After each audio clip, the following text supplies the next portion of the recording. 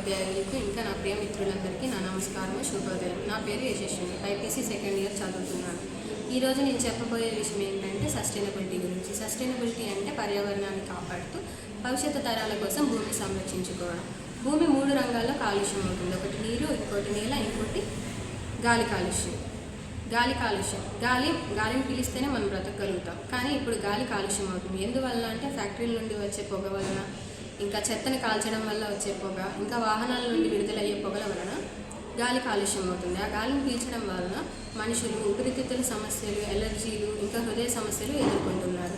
దీన్ని తగ్గించడం కోసం మనం ప్రజా రవాణాన్ని ఉపయోగించి గాలి కాలుష్యాన్ని తగ్గించడం కోసం వాహనాల వినియోగాన్ని తగ్గించి ప్రజా రవాణాను పెంచి మొక్కలు పెంచడం ద్వారా గాలి కాలుష్యాన్ని తగ్గించవచ్చు. రెండవదిగా నీటి కాలుష్యం. నీరే మనకి జీవం, కానీ నీటిని మనం కాలుష్యం చేస్తున్నాం. ఫ్యాక్టరీల్లో ఉండే వ్యర్థాలు నీటిలో కలవడం ద్వారా, చెత్తను నీటిలో పడేయడం ద్వారా నీటి కాలుష్యం అవుతుంది. దాని ద్వారా చేపలు, ఇంకా జీవరాశులు కూడా చనిపోతున్నాయి. ఆ నీటిని తీసుకోవడం వల్ల మానవులు కూడా అనారోగ్య సమస్యలకు ఎదురవుతున్నారు. ఈ నీటి అంటే చెత్తను నీటిలో పడేయకుండా చూసుకోవాలి. మూడవదిగా నేల కాలుష్యం. నేల భూమి మన తల్లితో సమానం, కానీ దాన్ని పురుగు మందులు వాడడం ద్వారా నేల ఫలితంగా పంటల్లో కూడా నాణ్యత లేకపోవడం వలన మనుషులు కూడా ఈ నేల కాలుష్యాన్ని తగ్గించడం కోసం మనం రసాయన ఎరువులని, సేంద్రియ ఎరువులని వాడకాన్ని తగ్గించడం ద్వారా నేల కాలుష్యాన్ని తగ్గించవచ్చు.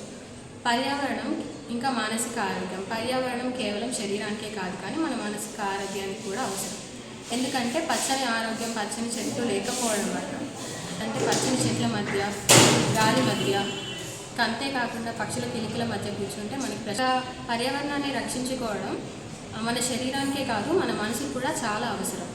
పర్యావరణాన్ని రక్షించడానికి మనం కూడా సైనికులుగా మారాలి. దానికోసం చెట్లు నాటాలి, నీటిని ఆదా చేయాలి, చెత్తని సరైన ప్రదేశంలో పడేయాలి, ఇంకా పర్యావరణంపై ఇతరులకి అవగాహన కలిగించాలి. దీనివల్ల మన పర్యావరణాన్ని మనం కాపాడుకోవచ్చు. సస్టైనబిలిటీ అనేది ఒక ఎంపిక కాదు, అది మన బాధ్యత.